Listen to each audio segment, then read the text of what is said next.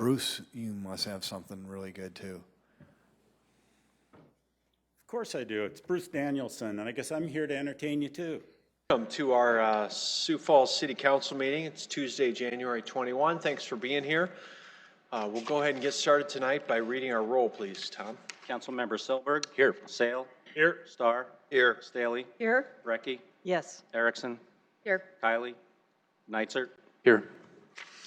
All right. Tonight, to give our invocation, is a good friend and good man, Pastor Phil Tagg with the Ransom Church.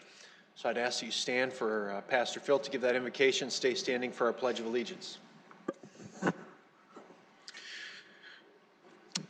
So, Father, we are grateful to come before you and to just give this night to you.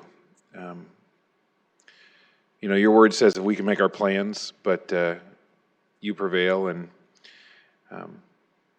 we're thankful for that, because if it was up to us, Lord, we'd be in a lot of trouble.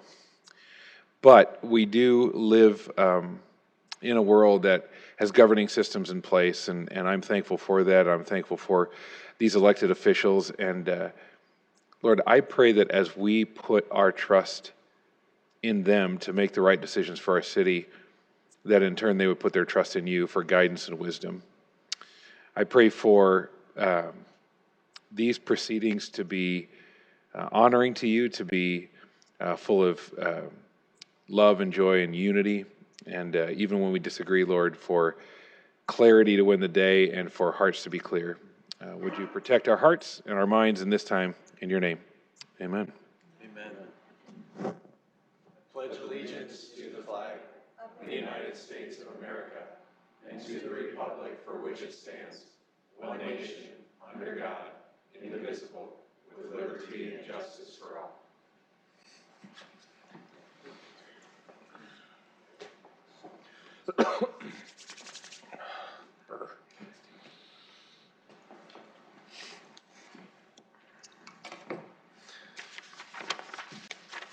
All right. Thank you, Pastor Tagg, for being here for that. We'll move on to item 4, which is our consent agenda, and look for any changes or motions on that. Mr. Mayor, I'd like to pull item 24 from the consent agenda.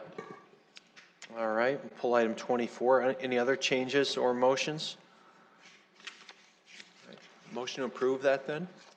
Move to approve, Erickson. Second, Silberg. Okay. Motion approved by Erickson, seconded by Councilor Selberg. All those in favor? Actually, we'll do a roll call vote on that, please. Sorry. Councilmember Silberg. Yes. Sale. Yes. Starr. Yes. Staley. Yes. Brecky. Yes. Erickson. Yes. Neitzert. Yes. All right, that passes 7-0. We're going to move to our regular agenda, item 26. Move to, For a motion on move that. to approve, Erickson.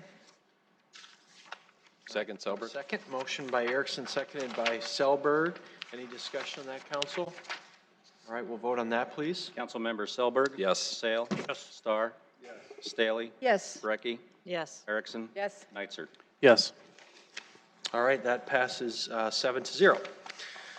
All right, we're up to public input for the evening. As a reminder, input during this portion will last no more than 3 minutes, and in total last no more than 30 minutes.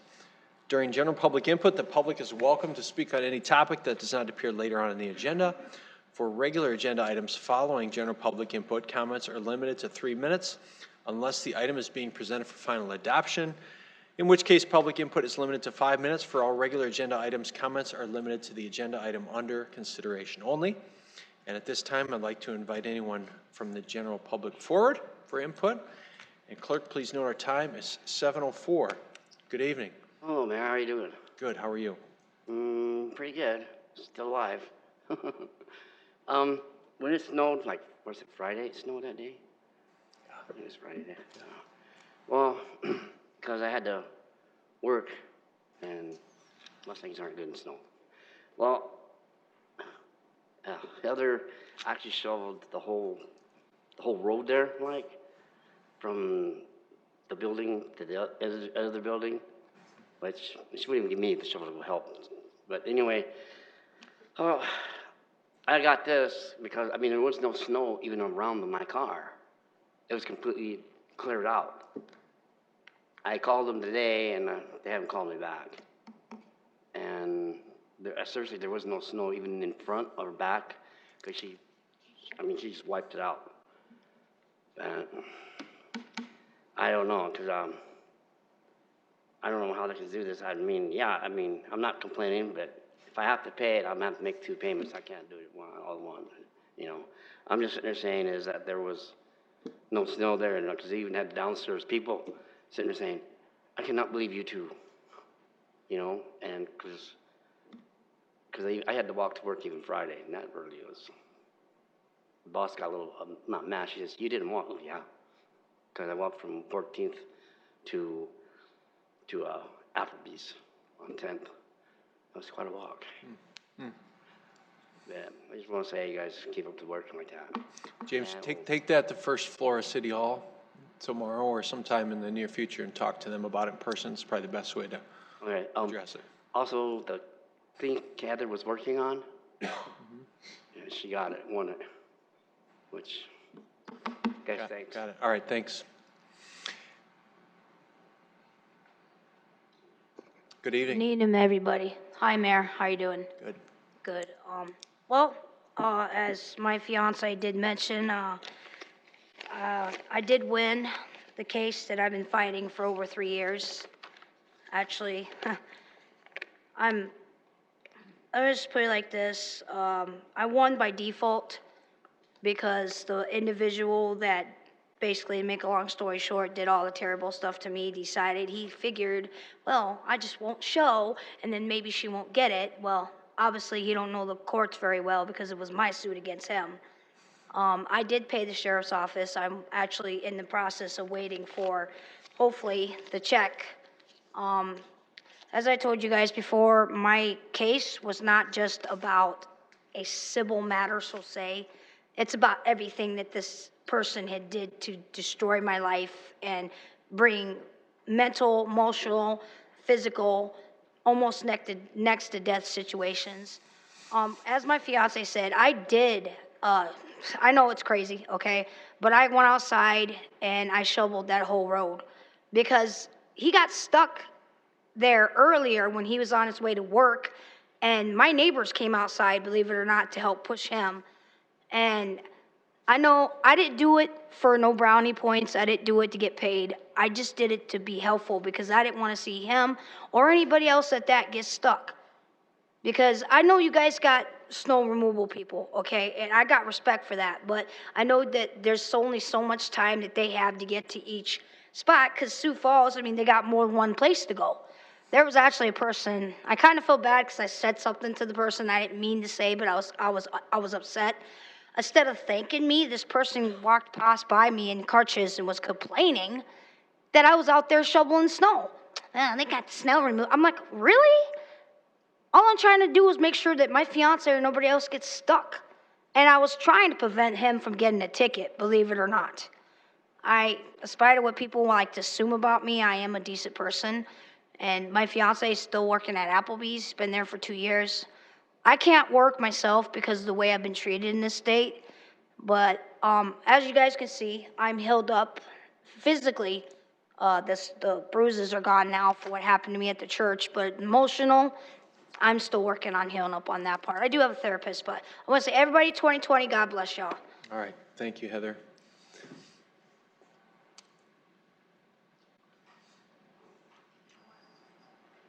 Good evening. Bruce North, Sioux Falls. The police department is short-staffed. I'm going to tell y'all right now. Everything's on the back burner internally. And I'm not going to say publicly everything, but we need to figure out something with this police department. I have spoke to captains,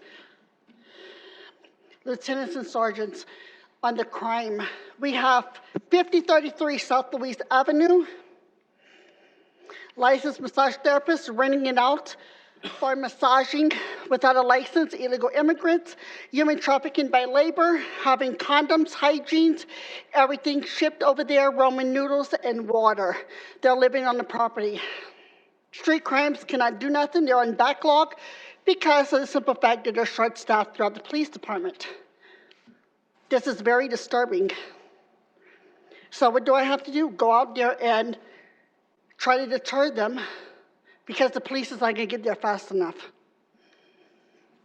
The police said, if you need my help, call us. So, Mayor, I think it's time that you get a hold to this police department, because I'm holding back on everything that's happening internally. It's not a piece of cake up there, internally, with the police department. They report to me and I hear it. I don't care what Matt Burns tells you. 5333 South Louise Avenue, when there's calls to that place, they are to act appropriately. I'm not going to get into details when they arrived there, what they did, but it was bogus how they handled the situation. Then I unrevealed what they were doing, and it's human trafficking by labor. How are we going to stop human trafficking by labor if we don't get enough policemen to round up people to do Operation Sting in this facility here? We've went through 3 sergeants in street crimes unit already. Sergeant Van Roekel was taken out, Sergeant Butler was taken out, McClure was taken out, to other departments. Sergeant Van Roekel did a wonderful job. I don't know why they put him to drug unit. You know what the officers told me? I just keep quiet. I don't agree with upper management rotating us like this. Sierra, can you please talk to council about our when we're going to get our body cameras for next budget? This is the police department now speaking. I'm speaking on the police department's behalf. Y'all looking at me like I'm stupid, some of you, but it's the honest to God truth. They can't come up here and tell you, and their union don't fight for them. So we need the cameras in next budget. Look what happened at PAVE this weekend. Blows to the head of an officer with a citizen. We need those body cameras. Thank you. Anyone else this evening for public input? Good evening. Good evening. I'm David Sokaitis, and I know, what happened to that magic word? It'll come later. Anyway, I was at Full Circle Co-op about a week ago, and I discovered that they have a city council viewing party. That's kind of stupendous. It's a few people to get around and watch our goings on a monitor, and they do that on Tuesday evenings. So that's pretty cool. But in addition to being there and watching government in progress, they play bingo. I don't know what all the bingo squares are, but there's one there for me. And there's a square that they check if I say greetings. So that's why I didn't say greetings until just now. But that's pretty cool. Pretty cool that people go somewhere to watch government in progress and care enough about democracy to do that. So I thought everybody would like a little bit of uplifting news tonight. Thank you, David. Anyone else this evening? Come on forward, sir.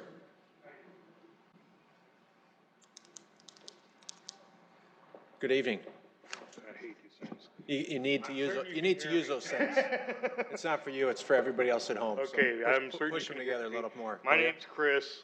Can you push them together a little more, sir, after you pull them apart? Push them. There you go. Thank you. Okay, better? That's better. Perfect. All right. Well, my name's Chris, and I don't really have a whole lot of complaints, but within last year and this year, I've had emergencies at my house where I had to call an ambulance to come out. And it just so happens it happens on the day that we have the big snow. Okay. Last year was Edna Little Elk, and then this year was Kim Scott, and they are people that were renting rooms out of my home. And ambulance pulls up, and they got stuck in the snow, have to call somebody else, another ambulance to come out and get them out. You have emergency vehicles, the emergency fire vehicles come out. They got four-wheel drives. I don't understand why we don't have at least 1 or 2 four-wheel drive ambulances when we know that this is South Dakota. This is the kind of weather we have. And I don't understand why we don't have at least a couple of four-wheel drive ambulances that can deal with the weather. I was kind of happy because I mean, the fire rescue came first, and then the ambulance came. They got stuck. They got my roommate out, and they managed to call the city, and they brought out a couple of the big city snow plows. So I got to have my blocks plowed out first. So I'm glad on that point, but at the same time, it's the second time it's happened, and you really just kind of need to do something to address the fact that if we're going to have emergency vehicles out there, this is South Dakota, we get snow, you got to have emergency vehicles that can deal with the damn snow. That's okay. I had some other complaints, but I'm not going to worry about them. I'm waiting for somebody else to show up. When she shows up, I'll be back up. Okay. But Might have to be next week. That's my biggest complaint. Okay. All right. I am glad that you guys dealt with the snow pretty quick. When it came, you took care of it pretty quick. Thanks. But otherwise, I just really think you need to address that situation. Thank you, sir. Anyone else this evening for public input? All right, I'm actually going to flip the script. Jeff, can I just introduce you real quick? Can you come up? I'm not going to make you talk, don't worry. But Jeff Griffin is here. I saw him sneak in. I would have done this at the beginning. Jeff's our new Sioux Falls Area Chamber of Commerce CEO, and he just started yesterday. And so I just wanted to welcome you. I wanted this body to be able to welcome you, recognize you. New to the community, we rolled out some great weather for you. We welcome you to the city. So he's here by himself. His family will be moving later on in the year when they're done with school. And so, Jeff, welcome to Sioux Falls, man. Thank you very much. I'm excited to be here. Yeah, all right, thank you. All right, any other public input then? All right, we'll move on to next item. The next item is the item pulled, item number 24, set a date of hearing for Tuesday, February 11th, 2020, a resolution declaring the necessity to construct sidewalk on Southeastern Avenue and assessing the cost to each lot or tract of land benefiting thereby. All right, Councilor Selberg pulled this, I believe just for a correction we need to make to it. Right, it was pulled to fix a few, I think 3 legal descriptions, so I think Tom was going to reiterate a little more on that. All right. Right, as mentioned, I was contacted by Public Works today. There are errors in 3 of the legal descriptions on the resolution and the notice of hearing. The notice of hearing has to be published this Saturday, so what this does is it corrects it to provide sufficient notice, and also concurrently will change the proposed resolution to show the 3 correct legal descriptions. All right, got it. So if I'm understanding this correctly, we'll need a motion to approve, a second, and then a motion to amend? Correct. And then a second, and then vote on the amendment, and vote on the main? Yes. Got it. Move to approve Erickson. All right. Second, Selberg. All right, a motion approved by Erickson and seconded by Councilor Selberg. And Councilor Selberg, you want to bring the motion to amend then? Make a motion to amend? Yes. It's a long one. Sorry. It is. Read it. Motion to amend the notice of hearing and proposed resolution by changing the first legal description to read Lot 1, 2, and 3 in Tract 2 of Greenfield River Ridge, addition to the city of Sioux Falls, Minnehaha County, South Dakota. The 7th legal description shall read Lot 14 of lots 12 to 16 inclusive, Riverview Addition in Sioux Falls, and that part of Lot 9 of Riverview Addition to Sioux Falls lying west of Lot H1 and all of the vacated street adjacent thereto, all in Minnehaha County, South Dakota. And the last legal description to read, Lot 1, Block 3 of subdivision of lots 11 and 12, and part of lots 1 and 15 of Riverview Heights Addition in part of southeast quarter of Section 22, 101N R49W of the 5 p.m. to the city of Sioux Falls, Minnehaha County, South Dakota. Mr. Mayor, if I could just suggest one correction. It was read into the record as Riverview Heights Addition. In the last sentence, it should just be Riverview Addition. Got it. All right. And I'll second that if the clerk is okay with that. He is. We're not going to make Marshall read that again for that. All right. So we have a motion and a second on that amendment. Can we take a vote on that, please, Tom? Councilmember Selberg? Yes. Sale? Yes. Starr? Yes. Staley? Yes. Brecky? Yes. Erickson? Yes. Neitzer? Yes. All right, that passed 7-0. So we're on the amended main motion. Any other changes? And if not, we'll take a vote on that. Councilmember Selberg? Yes. Sale? Yes. Starr? Yes. Staley? Yes. Brecky? Yes. Erickson? Yes. Neitzer? Yes. All right, that passes 7-0. We'll move on to our next items here, Tom. Item 28, new 2019-20 retail malt beverage South Dakota farm wine license requesting off-sale use only for Casey's General Store, number 3872, 4001 West 57th Street, CUP not required. Item 29, transfer of 2020 retail liquor license with video lottery terminals from Renchlers Incorporated Gateway Lounge and Casino, 3408 Gateway Boulevard, to Jack's Gateway Incorporated Gateway Lounge and Casino, 3408 Gateway Boulevard. Item 30, transfer of 2020 package liquor license from Davlon Incorporated Shopping Cart 49er, 3501 West 49th Street to Neon Properties LLC, Neon Casino, 4101 East 10th Street. Item 31, transfer of 2019-20 retail malt beverage South Dakota farm wine license from I-90 Fuel Services Incorporated, the gas stop number 123, 1927 West 57th Street to Holiday Station Stores LLC, Holiday Station Store number 497, 1927 West 57th Street. Item 32, transfer of 2019-20 retail malt beverage South Dakota farm wine license from I-90 Fuel Services Incorporated, the gas stop number 125, 5210 West 12th Street to Holiday Station Stores LLC, Holiday Station Store number 504, 5210 West 12th Street. Item 33, transfer of 2020 package liquor license from I-90 Fuel Services Incorporated, gas stop number 115, 6509 South Louise Avenue to Holiday Station Stores LLC, Holiday Station Store number 489, 6509 South Louise Avenue. Item 34, transfer of 2020 package liquor license from I-90 Fuel Services Incorporated, gas stop number 116, 3000 East 26th Street to Holiday Station Stores LLC, Holiday Station Store number 493, 3000 East 26th Street. Item 35, transfer of 2020 package liquor license from I-90 Fuel Service Incorporated, gas stop number 118, 4600 West 41st Street to Holiday Station Stores LLC, Holiday Station Store number 495, 4600 West 41st Street. Item 36, transfer of 2020 package liquor license from I-90 Fuel Services Incorporated, gas stop number 117, 1737 South Cliff Avenue to Holiday Station Stores LLC, Holiday Station Store number 494, 1737 South Cliff Avenue.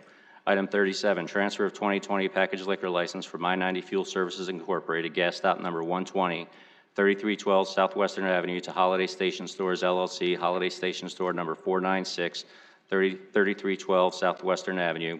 Item 38, transfer of 2020 package liquor license from I-90 Fuel Services Incorporated, gas stop number 124, 7125 West 26th Street to Holiday Station Stores LLC, Holiday Station Store number 498, 7125 West 26th Street. Item 39, transfer of 2020 package liquor license from I-90 Fuel Services Incorporated, gas stop number 131, 3245 South Sycamore Avenue to Holiday Station Stores LLC, Holiday Station Store number 499, 3245 South Sycamore Avenue. Item 40, transfer of 2020 package liquor license from I-90 Fuel Services Incorporated, gas stop number 104, 7414 South Minnesota Avenue to Holiday Station Stores LLC, Holiday Station Store number 503, 7414 South Minnesota Avenue. Item 41, special one-day liquor license for Avera McKinnon Foundation to be operated at Avera Specialty Hospital, 6100 South Louise Avenue for the Hearts and Healing fundraiser on February 1st, 2020. And item 42, special one-day liquor license and special one-day package off-sale wine license for Avera McKinnon Foundation to be operated at Prairie Center, 1000 East 23rd Street for the Big Grape fundraiser on April 3rd, 2020. Hi, Jamie. Please, before you begin, please note Councilor Erickson has a conflict and recuse herself from these items due to item 29 being her nephew. So she recused herself, so the floor is yours to speak to any of these or take questions. Jamie Palmer with licensing. I'm here to answer any questions you have on items 28 through 42, and some of the applicants are here as well. All right, councilors, do you have any questions on any of these items for Jamie tonight? Move approval, Nitzert. Second, Sale. All right, motion to approve these items by Councilor Nitzert, seconded by Sale. Any discussion, council? We'll take a vote on them, please. Councilmember Selberg? Yes. Sale? Yes. Starr? Yes. Staley? Yes. Brecky? Yes. Nitzert? Yes. All right, that passes 6-0. We'll move on then to item 43. Item 43, second reading, an ordinance of the City of Sioux Falls, South Dakota, amending the Code of Ordinances of the city by amending Chapter 160, zoning subchapter on-premise sign regulations. The Planning Commission recommends approval 4-0. Mayor, I will speak to this. Tom, the floor is yours. Mayor, this is a item that I've been working with planning on over the past several months, we identified a challenge with the current sign ordinance where it limits the number of non-commercial signs in residential areas, in residential parcels to 2, and the number of days they can be placed up during the year at 60. In the course of just walking through the election process, this is a change from our election in 2018. We did identify the fact that the 2 sign limit is prohibitive on folks, and the 60 days is also very difficult, particularly considering when we may have a runoff as well. So this extends the time, again, for all non-commercial signs, so that allows a little more flexibility than what is currently written in ordinance. All right, thank you, Tom. Is there anyone from the public who wishes to speak on this topic tonight? All right, councilors, let's go ahead and get a motion on the floor, then we can move into any discussion on it. Move approval. Second, Erickson. All right, motion approved by Selberg, seconded by Erickson. Discussion on the council on this. Councilor Brecky. I had a lot of questions last week, but I got them answered in between. So my only concern is I do have concerns when we start changing the rules of the game while the game's in motion. And, you know, so I'm extra scrupulous, let's say, when we bring amendments to the election process, you know, right when an active election is going on. But I understand, you know, from a detailed conversation with Tom at the meeting and after, that basically we're being driven by a United States Supreme Court case, which basically said we're out of compliance, so we had to do something to come into compliance. And of course, we shouldn't really wait around on issues like that. We should do that as timely fashion as we could. That it was difficult to come up with something that would bring us into compliance, which resulted in some changes that, you know, may have made it better, may have made it worse, but it's, you know, basically it's kind of the best you could do, or you know, it's relatively close to what was already in place and what was apparently working. But you did make a little cleanup while you're at it, which was to remove the limit of 2 signs. Is that kind of a fair understanding of what's happening here? Councilmember Brecky, yes, the ordinance actually changed in 2018 to place the 2 sign limit on, and changed and placed the limit of 60 days. But in essence, what this does is simply, well, not simply, but it extends that 60-day time period to 90. And yes, it does remove the limit of 2 signs per property, 2 non-commercial signs. Well, I'm willing to support it, and it sounds like it was a difficult discussion. It was what I call a sticky wicket. It was a problem that was hard, and even as it stands, it appears that it's going to be very difficult to enforce. So at the end of the day, what we're hoping for, I think, in a lot of ways, is that, you know, candidates and the public will, you know, help us, you know, run these elections in a way that we manage the clutter and get the signs up and down in a timely fashion. Councilor Neitzer. Yeah, I just did want to note that we've been very focused on the political campaign signs, but this also applies to a lot of other signs. As an example, in my neighborhood, I have a neighbor who has a sign that says, "A proud parent of a future U.S. Marine."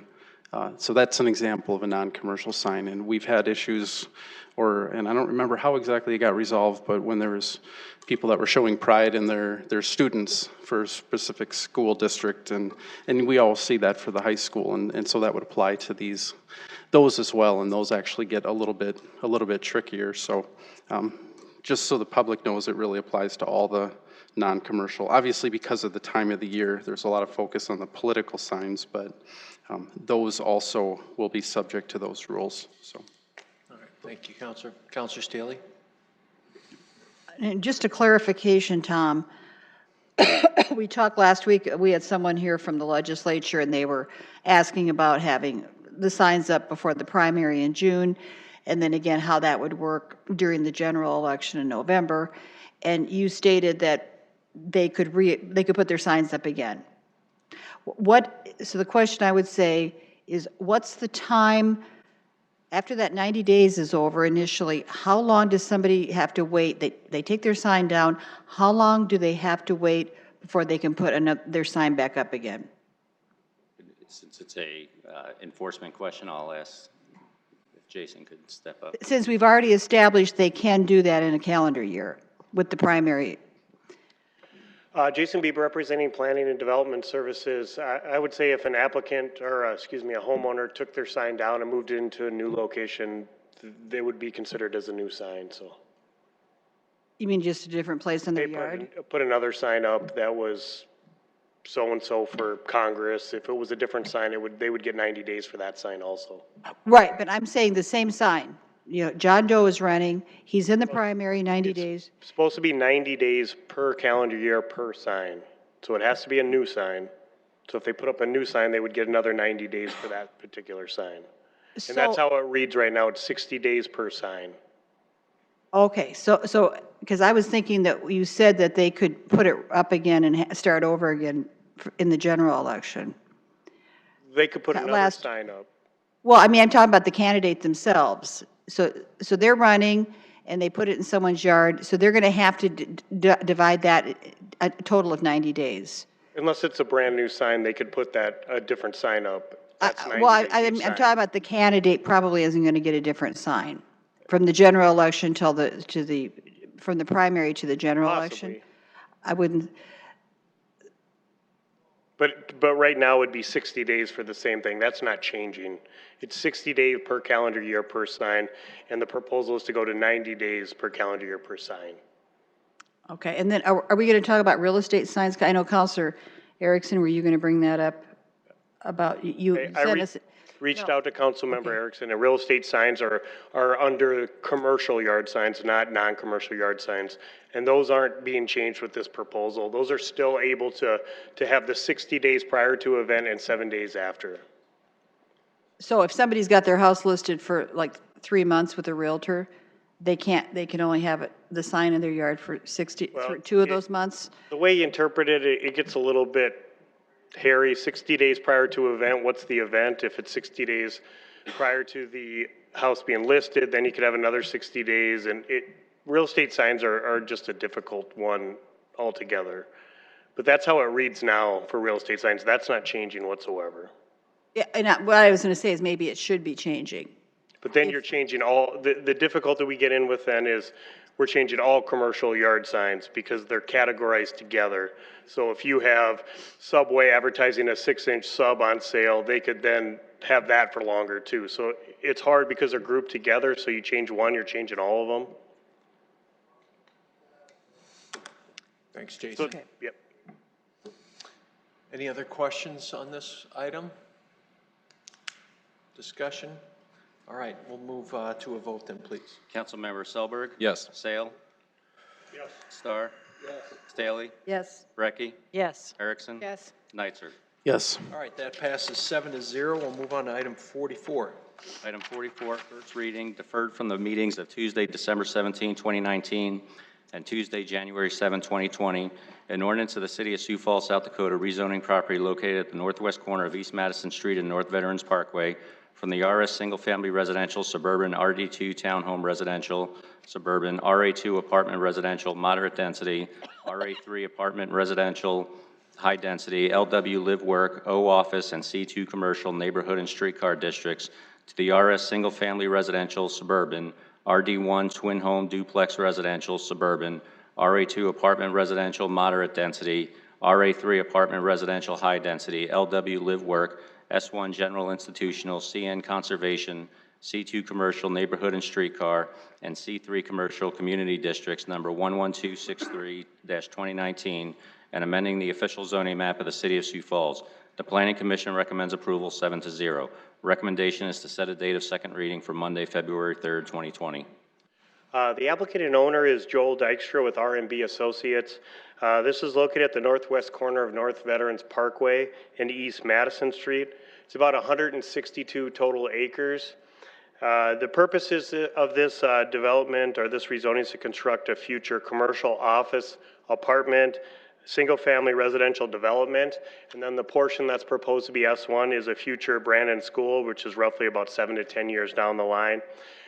As we know, we have deferred this one several times with some existing concerns from the existing Canterbury neighborhood to the west.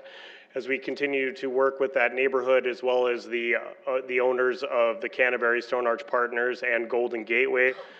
Staff and the developers feel that that we've come up with a plan to hopefully alleviate some of those concerns in Canterbury. The plan would be to actually construct 2 sewer lines over to the Canterbury neighborhood. Sewer line 1 would run down Tahoe, and then they would actually construct the second sewer line, which would be to the north of this, and that would feed the rest of those single-family houses along Marlowe. This would allow then the Stone Arch Partners or the owners of Canterbury Development to actually be able to sewer those existing single-family lots. And then in 2020, they would then construct North Marlowe Avenue, completely finish it out, and then construct East Tahoe Street, which would give this neighborhood another north-south street that they've been looking for, and that other access onto East Madison Street. Got it. Thank you, Jason. Anyone from the public here to speak on this item tonight?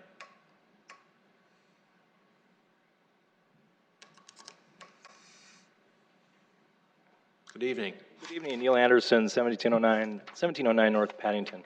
Do I get 3 minutes or 5 minutes? You get 3 minutes on this. Okay, well, 2 minutes and 50 seconds to go. Thank you all for your service to the community, because I honestly don't think the average person in the city realizes how much time and effort goes into your role. You know, a couple of months ago, our neighborhood found ourselves kind of having to defend the integrity and the safety of our community because of a proposed development. And there was actually the city's master street plan has on it a Highline Avenue that would be just to the right of that red road up there.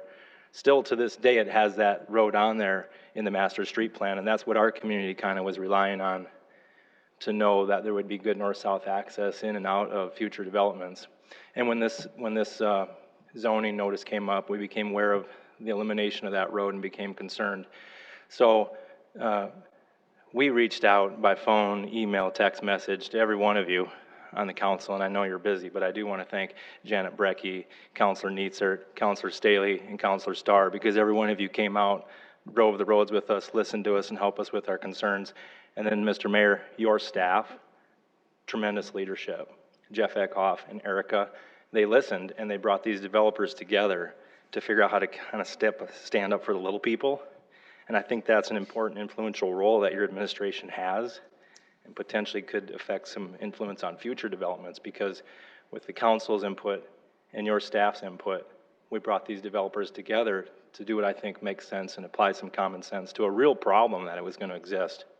And it's going to cost a little bit more money, but it's the right thing to do, because when people decide where they're going to live, they look at what the zoning is and what it might be in the future, and they apply those factors to deciding where they want to build their house. And when we go to change those rules with zoning, we have to be conscientious of the existing landowners and the taxpayers and the people that you are all serving and representing. So thank you. Thank you, Director Eckhoff. Thank you, Erica, because when they got involved, the right thing happened. We do still have a little crack that we're concerned about in the door, and that is Joel's not here to testify to you tonight that he's guaranteeing that those water and sewer lines are going in. And in the past, there were letters that were written saying that things were going to happen that didn't happen, which is why there's been a road that was supposed to be there 10 years ago that's still not there today. And we really would like to see some more assurances, either testimony from the individuals so that they can stand up for their word and represent their companies with their word, or some documentation that would provide assurance. Because the letter that we got from Stone Arch basically says conditions could exist in the future that would allow them to no longer execute the plan of this road. And working in business as long as I have, I know that that's all I need to assume that things could go wrong like they have in the past, and we're stuck with no road Mr. again. Mayor, So, I'd like to allow Neil 3 extra minutes. well, thank you. Make a motion? As I think he's probably one of the few We'll give people you here. another minute, Neil. Okay, You you know, sound like and you're I was wrapping really up. just kind of getting down to the bottom. The point there is, like, if we think this is a deal that's going to get done and done right, it could still turn south. And then we'll all be saying, here we are with no road again. The zoning was changed, which was a compromise. The road's not getting put in, and things are moving forward. And we're gun shy, because it's happened before. We could show you that documentation. So that's really, as a council, if your role here is to try to form an opinion that you think the right thing's going to be done here, what is your perspective on assuring that this is going to happen versus, you know, not having the developer here to represent and testify you to that it is their 100% their intent to do so. So thanks for your time and thanks for your service. Thanks, Neil. Anyone else here to speak on this item tonight? Please come forward.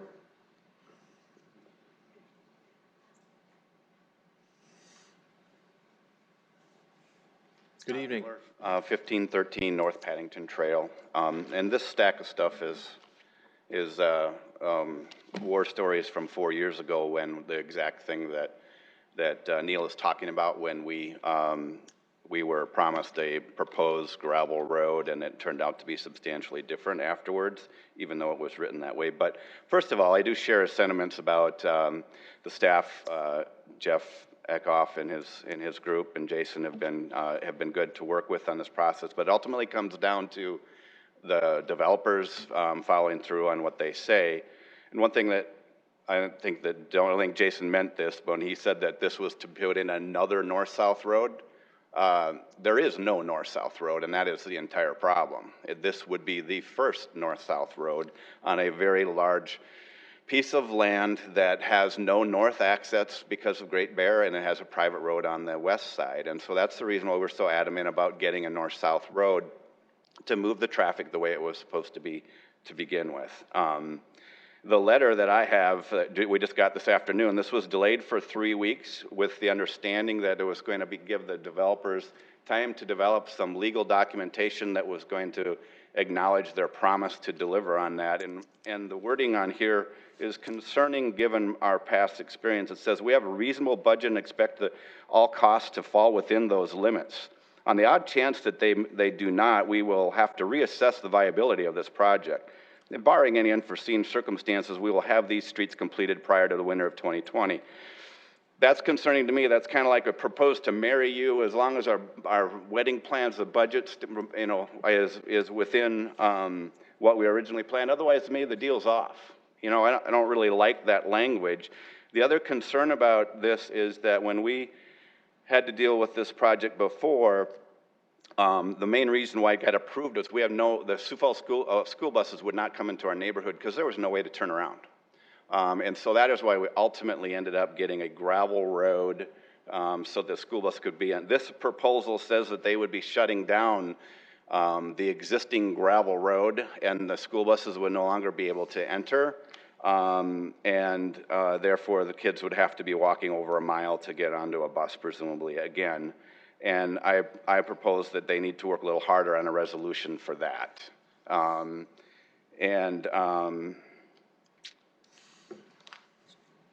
So I think there's still some substantial unresolved issues. Again, the proposed party isn't even here to say, this letter does address nothing from Dykstra's group that they're actually going to make good on their promise to bring the sewer along. And Stone Arch is saying that it's contingent upon the sewer coming in. So those things don't sound to me like any commitments that are solid at all. Okay, so I appreciate you guys guys and gals looking into it further before we proceed on it. All right, thank you. Thank you. Anyone else here to speak on this item tonight?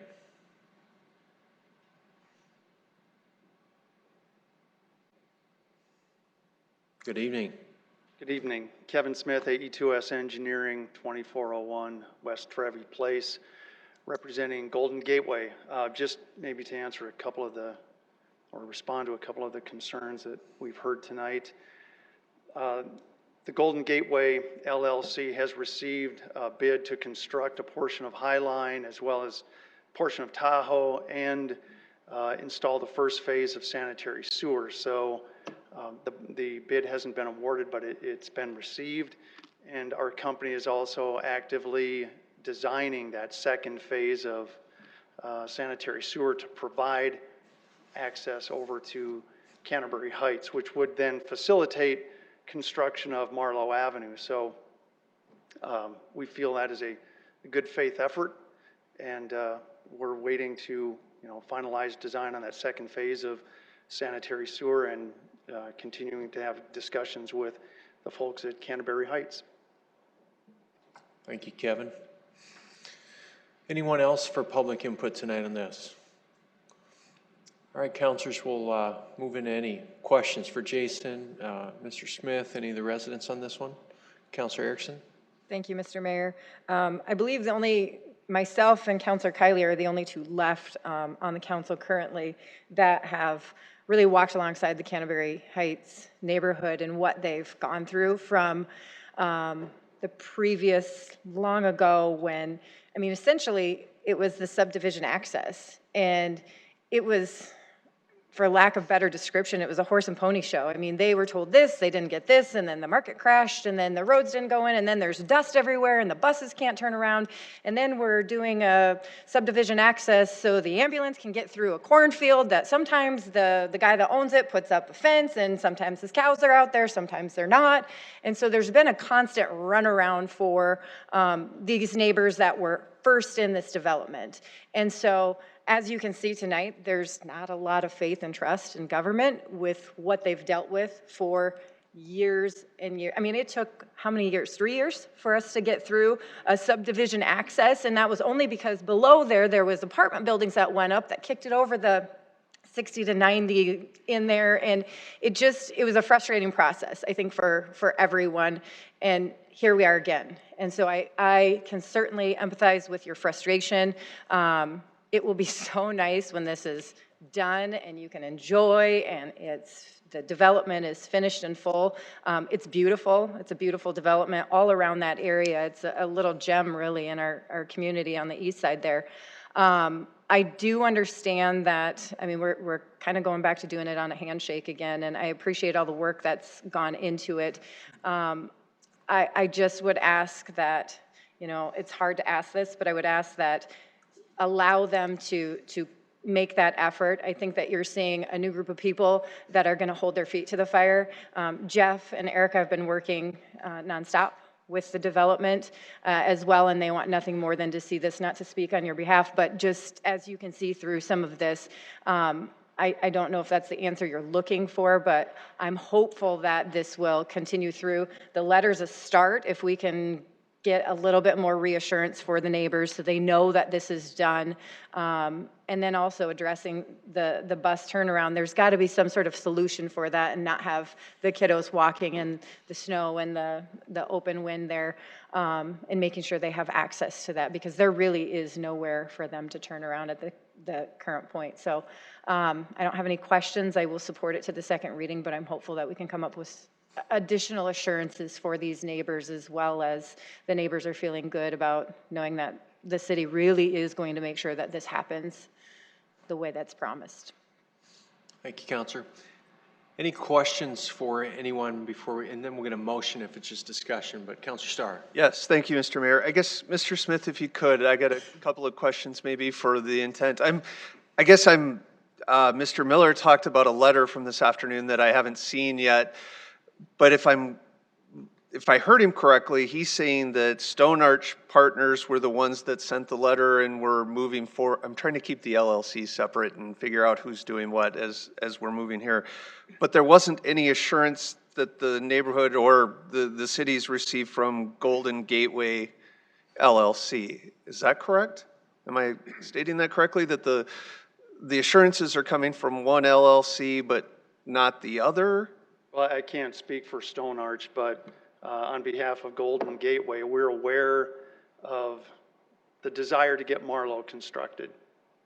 And the owners of Golden Gateway have agreed with Stone Arch to construct that portion of sanitary sewer necessary to open up that part of Canterbury Heights for development. And as I said earlier, Counselor, our company is underway designing that section of sanitary sewer that hopefully we can add it to the bid that we're already holding for the first phase of construction of Highline and Tahoe. So I would say that's the commitment on the Golden Gateway side of the property, that those two groups have agreed we'll construct that, we'll install that sanitary sewer to facilitate the construction of Marlowe. So I got the LLCs backwards is basically what you're telling me. So who's here to talk on behalf of Stone Arch Partners then?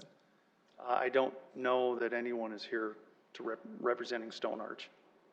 They didn't think it was important to be here tonight? I mean, they knew there was going to be some questions. I can't speak to them. I can do But that. I guess. I would say that between our two groups, there have been numerous discussions to get us to this point, to solve a problem that, is really on one side of the fence, so to speak, and to have the other developer agree to participate in that. I do think that's a good faith effort by both sides. I understand that. As controversial as it's been, and echoing what Councilor Erickson said, to not show is concerning. It gives them that other out, and it sure makes the neighborhood nervous. We've postponed this. We've been really pleased with this group of developers working with the neighborhood and maybe coming to a solution. And now we're coming across, or it has the appearance, at least to me, that there's a lot of ifs and buts that are going with this, but trust us and make these changes. And I'm concerned by that. I truly am. The other is, and I don't know if this is probably more of a Jason questions, but can we require bonding that these two sewer lines are put in, the sewer line 1 and sewer line 2, as part of the process tonight? Would that be something that your group would be, or your client, I guess? I apologize, you're taking the heat for clients, and that's the normal part of the job. Can we require bonding at second reading to make sure that this gets done? Because we're far enough along in the process that shouldn't add, if I'm going by what you're saying, it shouldn't be that big a deal then to require bonding at this point as a condition. I would defer to the planning department and your legal staff to answer that question. I understand the concern, Counselor. All right, thank you, Kevin. Any other questions for Kevin or staff on this? Councilor Starr? Mr. Mayor, I guess I'm going to ask Jason then, and then I'll move to the city attorney if I have to. But I think you probably got a good answer. I do not think that you could require bonding as a condition of this rezoning. I don't think that's one of the things that you can put on a condition for rezoning would be required a bond to do the sewer. Now this February 3rd meeting, that'll be the second reading, and there's also a preliminary subdivision plan, and that's really more of what your questions are on a line of. That's the first step in the subdivision process, and that's really where we do the subdivision process, where we really do put in the sewer, water, roads. So Counselor, I think that's more of your question is for the preliminary subdivision, which comes as part of the second reading of this ordinance. But I can definitely look at that and have that information for you for the second reading. Thank you. I'll follow up with that definitely before then. So thanks. Thanks, Jason. Councilor Erickson? I'm not making excuses, but it's my understanding that the rezone is not for Stone Arch, so is that correct? Stone Arch is not the applicant. And I know Stone Arch doesn't have anything to do with this rezoning. Golden Gateway is Correct. requesting the rezoning and the preliminary subdivision plan, and Stone Arch came kind of meshed together with this as part of their existing Canterbury neighborhood, the neighbors that were with it. So correct. So my point of saying that is that's probably why they're not here. It's not their rezone. Maybe they should have been here. Maybe they should have been requested, but it's not their rezone, and so they are sent the letter in probably good faith effort, thinking this was sufficient and not being here. I don't know. I don't want to speculate either, but they aren't the ones that are rezoning it. But yeah, we never requested them to come tonight. I guess if we would have known this line of questioning, I absolutely would have had them here, but we will definitely have a representative for February 3rd. So yeah, that might be a good idea. Councilor Staley? So I would like Neil to come back up. And having done several of these developer deals, and you see after the fact, sometimes things don't come through the way that they were presented. We want to make sure that we get as much documentation now as we can. So I'm asking you, if we let this go to the second reading, what would you like to see stated? What's going to give you some reassurance so that we can send this back to Jeff Eckhoff and he can go back and talk to him. And I would like to have the developers here. I think that is the least we can ask from them. But what would you like? Well, you know, we've had Joel in my garage on 2 separate occasions with 30 neighbors and with a quite dismissive perspective on our concerns.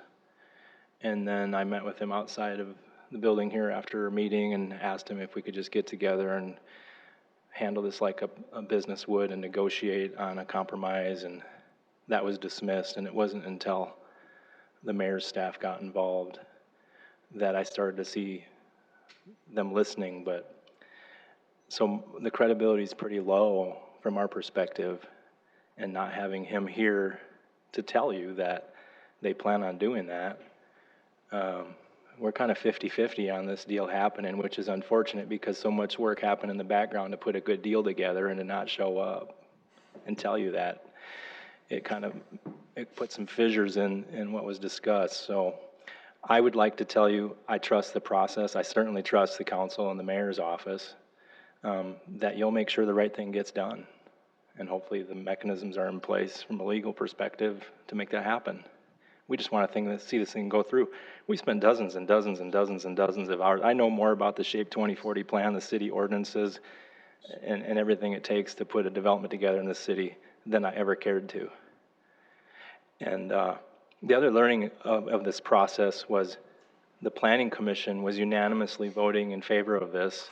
After their involvement, it got deferred twice, which caused citizens in the community to question the role of the Planning Commission, because the SHAPE 2040 guidelines aren't being followed in terms of access.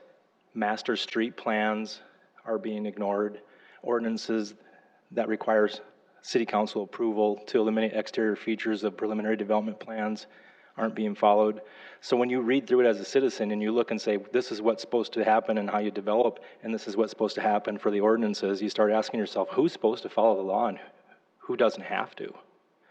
So the trust in the process in general is low, but I trust the mayor's office and Jeff and Jason and that team to make sure this thing goes through. So my recommendation would be pass it to the second reading, bring them developers in here, get them to tell you what they say is going to happen, and then decide how to rule on it. That would be my recommendation. Thanks for asking. Any other questions for anyone? And Jason, if you'd step up, please. So you being in the midst of this whole proposal, is there a chance that if we pass this next week, they could still not put a road in? Which developer are you talking about? Well, yeah, that's the question. Yeah. Canterbury. I mean, I feel like we're kind of pushing the blame on what one's pushing the blame on the other here. We can't force Stone Arch Partners to construct Marlowe. They are working with Golden Gateway to do, that's Joel Dykstra's, that's the rezoning that's in front of you. And Joel's out of the country. It's not that he didn't want to be here today. He said that we could have deferred it, and I said, well, let's go to first reading because we have the letter, and then at second reading, you as developers can show up. So I don't want you to think that he's not showing up for something. He's out of the country. But the letter's not from him. We've got 2 subdivisions here. So Golden Gateway is this. The rezoning that's in front of you is Golden Gateway. That's Joel Dykstra. It's R&B Associates. Yes. The subdivision to the west of it is Canterbury Heights. It's an existing subdivision. What company is that? that? They're owned by Stone Arch Partners. Is Van Buskirk involved with that? Van Buskirk is a speaker for Stone Arch Partners. He's the one that we've been dealing with. He must be the one that's charged to sell the rest of the lots within that subdivision. The letter that you received today was from Stone Arch Partners, the existing Canterbury neighborhood. With their intent to construct the rest of Marlowe Avenue, this area in red, and Tahoe, once the sewer line is run from the Golden Gateway development. The Golden Gateway development, as Kevin had indicated, has already bid sewer line number 1, and they are now in the process of engineering sewer line number 2. That will get both sewer lines over to Canterbury Heights, allowing them to be able to utilize these lots along Marlowe Avenue, facilitating the construction of that street because those lots are now viable, they're sewerable, so they can construct houses on them. To construct houses, to construct plat those specific areas, then that's when they have to bond for Marlowe Avenue. That's when they will have to construct Marlowe Avenue if they start platting those houses. Stone Arch has, though, indicated that their intent is to finish this by 2020. But, and I understand, but the word intent, we intend to do this, we might do this. So what I'm asking you at the end of the day, is there a chance that the road won't get done? Are you talking about Marlowe? Yes.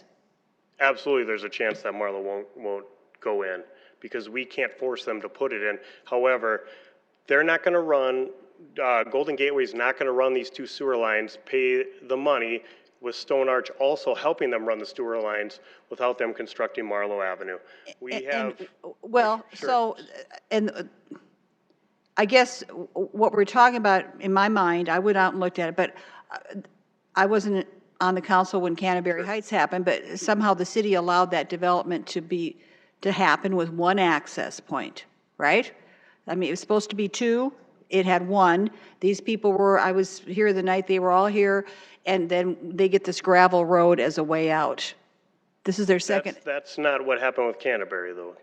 Canterbury was constructed in 2004, right before the market crashed, and engineering Public Works didn't have in place the current system we use for paying for roads, for constructing roads, where you have to either bond or have an agreement that you're going to pay for those roads.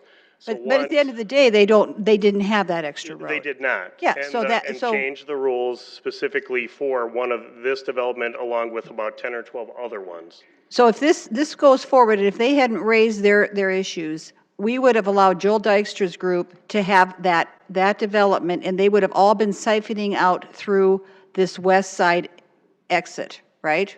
No, they would have gone down to Madison, as you can see on this map here.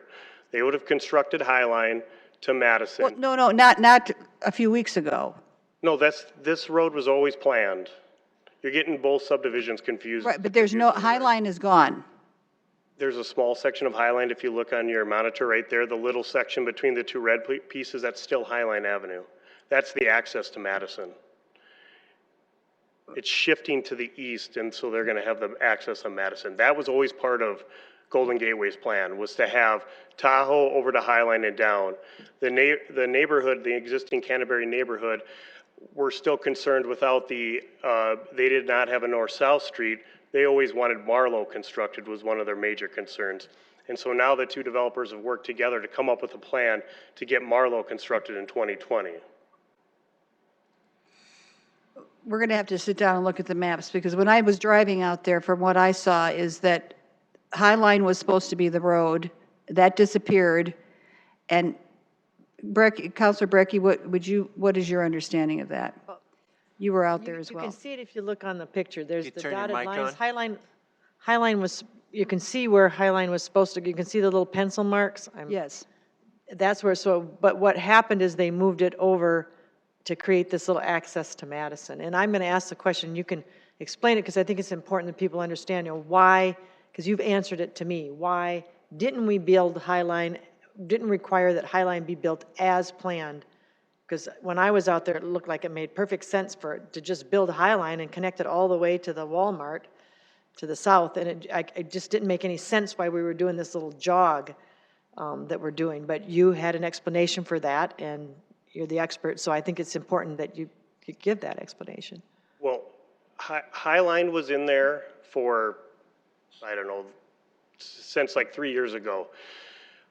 Most subdivisions, you don't need two north or south streets right next to each other. You would have had double frontage lots with two north or south streets, which typically is not how you do subdivisions. If you go to some of the newer subdivisions, there's only really two north and south streets. One I think of is Twin Eagle. You got Grange Avenue on the west, and you've got, I always forget the other one now, Dakota Hawk on the south, but Audi Avenue, on the east. Those are the only two north-south streets that go that development. Look at how that's a good half-mile, quarter-mile apart. So typically you do not have two north-south streets with access onto an arterial. It just doesn't make sense. You don't need two of those north-south. So they had Marlowe already, so Highline Avenue, they didn't need it as part of the development engineering plan. So it was removed. The access to Madison was shifted to the east Therefore, that's why Joel Dykstra's group has to come back with their preliminary subdivision plan amendment, because they are moving the external factor of Highline Avenue to the east. But it's still a connection to Madison Avenue, and it's, all you really need is one connection to Madison Avenue. And then you have Dubuque on the west, and you'll have Veterans Parkway is a little bit different, but then you have the highway on the east. All right, thanks, Jason. Counselor Neitzer. And Highline is over to the west because the state will not let us put a road that close to Highway 100. That's why it's over to the west. Correct. It's difficult. They control the access on Veterans Parkway.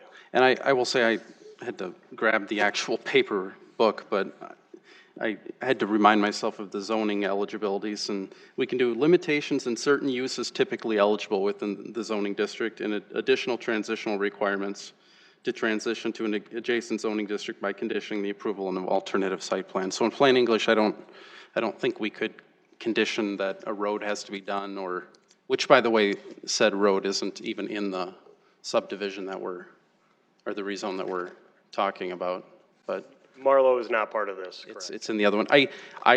I get the concerns. I would make sure to just point out that if Golden Gateway doesn't happen, I don't think this road happens in the foreseeable future, because a prerequisite for the road is a sewer. And so if Golden Gateway, if that's denied, I think we're just back to the status quo and there's no access. I think the best we can do is how do we get as much assurance as possible to get the developers to stand up, put something down in writing, to say we're gonna do this and put their goodwill on the line, I guess. I mean, I don't see any way that as a body we have any way to force it to happen. So I hope we can just hear from both sides. So. All right, thank you, Counselor. Counselor Sale? Thank you, Mr. Mayor. Jason, in one of the notes I received, it said the most significant zoning change would allow for a Brandon Elementary School to go in out there. If this is turned down, what happens to the future elementary school? I would say it wouldn't be able to go there. I'm not sure if Brandon's purchased that property yet, but if you kind of look at this, these are the two rezoning exhibits. The left one is what's existing, the right one is what's proposed. They're relatively the same uses. Like I said, just the major difference is that S1 portion on the north side for the Brandon School District. So the current uses with the proposed uses are relatively the same. Thank you. All right, thank you, Counselor. Counselor Brecky and then Counselor Starr. A question for the city attorney. What kinds of conditions, and maybe Jason, you maybe aren't off the hook because he might need a little help with this, and you're kind of the expert in that area, but what kinds of conditions and when can we, at what time can, so I know we can attach conditions at certain points in the process. So can you, again, what kinds of conditions and at what point in the process can we attach some conditions that, and think creatively, what kinds of conditions could we attach that would make sure this happens? And Councilmember Neitzer did a good job of explaining the ones you can as part of a rezoning. Those are limiting uses or limiting forms within the specific zoning districts. We've done some conditions like only allowing parking. I think that we did that with the Lightscape rezoning, that they could only put parking on there. You can do limitations, I believe, on height, and really the uses is all the zoning ordinance allows you to add to a rezoning. Okay, and then what happens at the subdivision stage? That'll have to look at, because that's all an engineering process, so. Anything different from the city attorney? No. Counselor Starr. Yes, thank you. Jason, this letter we're talking about, because I don't have a copy of it, can we make sure the clerk has a copy and that it gets attached to SIRE? It is attached to SIRE. It is attached? All right, then I can't pull it up. I didn't. Thank you. All right. Thank you. It's still not Sounds coming like up. it's in That's an why. email. Any other questions for staff on this one? All right, let's get a motion on the floor and we can still go into discussion. Do we have a motion on this Move one? approval. Okay. Get the other. I'll second. I got the 8. So motion approved by Counselor Selberg and Counselor Sale seconded that. All right, Council, we can move into some discussion on the council if there's discussion amongst the body here. All right, seeing none, we'll take a vote on that motion approved then. Councilmember Selberg? Yes. Sale? Yes. Starr? Yes. Staley? Yes. Brecky? Yes. Erickson? Yes. Neitzer? Yes. All right, that passes 7-0. Next item.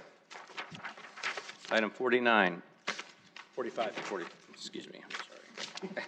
I wish. Just kidding, Tom. Trying to skip you, Jeff. Item 45, first reading, an ordinance of the City of Sioux Falls, South Dakota, amending the Code of Ordinances of the city by revising Section 37.038, lands included in Rural Service District. The Rural Service District shall include only those platted or unplatted lands as in the judgment of the City Council are rural in character, are used or usable for agriculture, and are not developed for commercial, industrial, or urban residential purposes. The Rural Service District may include lands that are not contiguous to one another. Recommendation, set a date of second reading for Monday, February 3rd, 2020. Thank you. Jeff Schmidt for the planning staff this evening. Tom basically just did the staff report.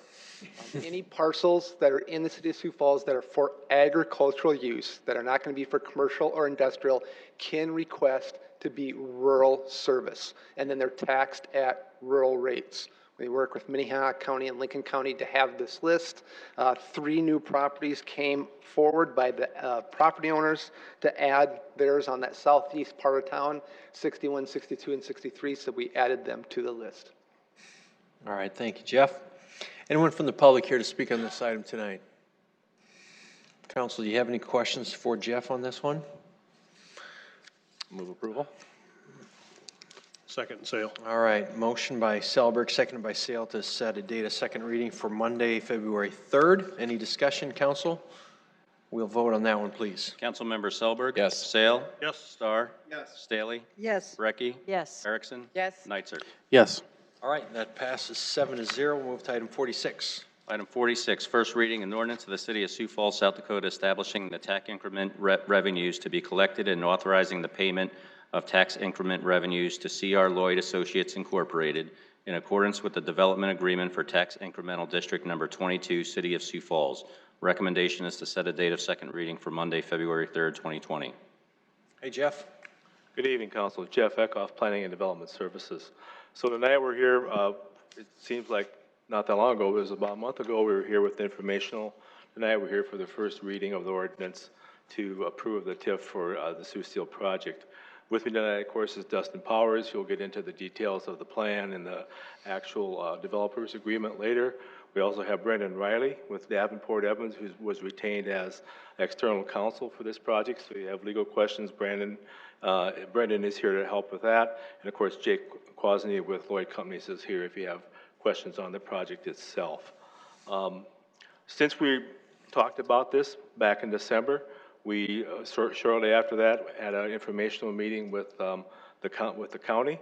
We had an informational meeting with the Planning Commission where we talked about the project. We actually, and then it went through Planning Commission to establish the boundaries for the TIF district and to approve the plan, and they made recommendation to move it forward to the City Council. We also had a meeting last week. Dustin and I met with the Downtown Sioux Falls Development Committee, and they, by consensus, approved, gave their support for this project as well. And then we, of course, sent notification to the taxing entities as required by state statute. And I actually had a call with Todd Veek with the school district and notified him that the project was coming forward and offered to do an information meeting for the school board if they so desired, and they did not at that time. As we look at these projects, there's kind of 2 parts that we look at, and I'm going to talk a little bit about the planning side and the fit and how this fits the goals of downtown and the planning department, and then I'll have Dustin come to you and talk to you more about the due diligence part of the numbers and the details of the agreement. But we look at how these projects fit and how they enhance our downtown, and if you look at the 2025 downtown plan, it talks about job growth, it talks about economic development, and it talks about activity centers that are destinations that attract employers, visitors, and residents. It also talks about projects and ways to stimulate growth by the use of public resources to attract private investment. You put that together, the connectivity, the walkability, and the density that this TIF brings to this project. We have done TIFs downtown, we have projects downtown. They've brought together the residential, certainly brought the retail, but nothing like this that's at this scale that's brought all 3 of those components together at one time. And that's why we look at this, given that and what I would call the iconic site of Sioux Steel, really is a unique opportunity. Just very quickly, if you look on the screen, we have the site layout from the plan. I won't do it the justice that Jake did, but I'm just going to go through it very quickly.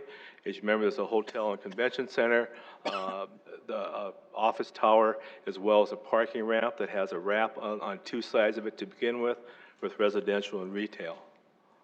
The office tower, this is actually a view if you were standing at the lower or upper falls, pardon me, looking back towards the development.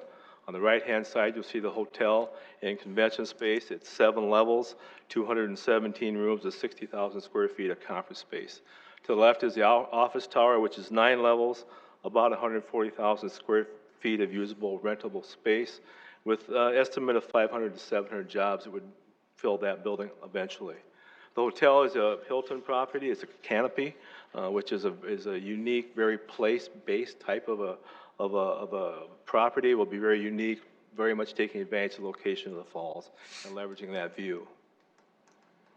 This is looking into the development.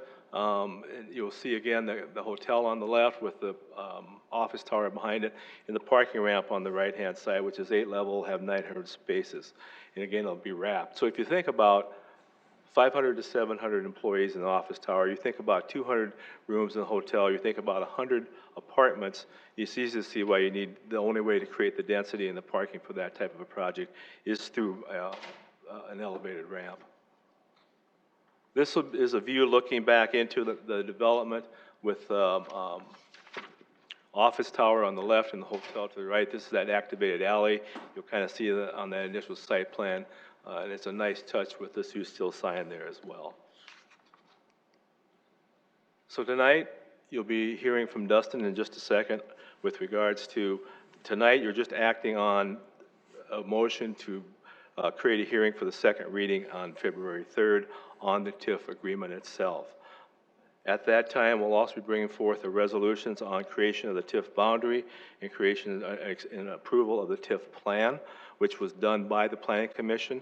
We made the decision to move all 3 of those together so you could vote on it as a package rather than having it approved part of it this week and then the other parts. So you'll get to look at it at its entirety at the next council meeting, but Dustin will also go through the boundary and the plan tonight as well with you, so you'll have that information. We're just not going to ask you to vote on it until the February 3rd meeting.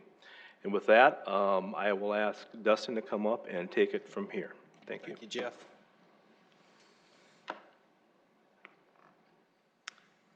Good evening, Dustin. Evening, Council. Dustin Powers with the Planning Department. So as Jeff stated, I'll be addressing all 3 items that'll be in front of you on the February 3rd agenda.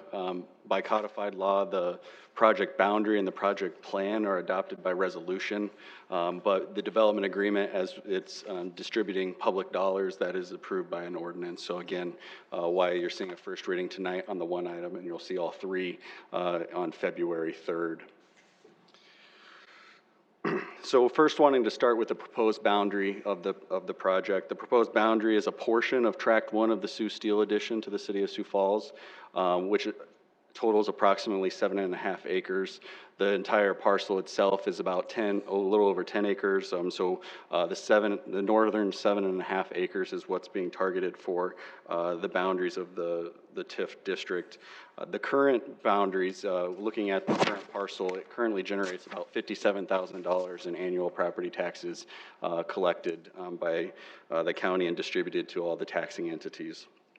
Based on the request that I'll share on the following slides, staff will be recommending bringing forward that development agreement for up to a little over $21.5 million plus the financing cost for the construction of the site preparations and the parking structure that Jeff spoke about a little earlier, really to support the density of the proposed development.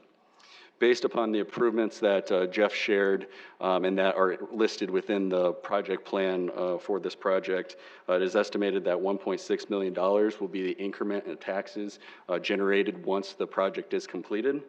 And that increment is what will be used to reimburse the project cost for the parking structure that's listed in the development agreement.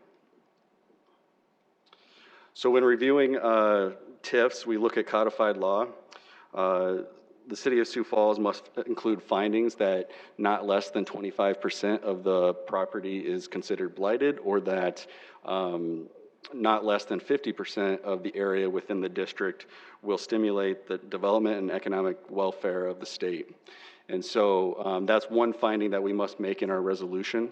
Another finding is that the improvements of the area will significantly enhance the value of all of the property within the district. And so based on the existing, the presentation that we heard from Jake and Luke and Lloyd Companies at Informational, based on our review of the project, based on what we were able to share with you again tonight, the project that's being presented, the project will significantly enhance the values of the property within the district and support the economic welfare of the city and the state.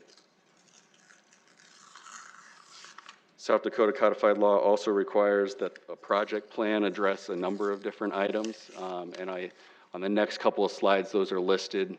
To briefly go through those, what needs to be listed within the project plan are the improvements, the economic feasibility of the TIF. So is that TIF going to pay off based on the proposed value or projected valuation that will be received by the property, the project cost and the eligible project cost associated with codified law, the fiscal impact that this will have on the taxing entities, and the method of financing.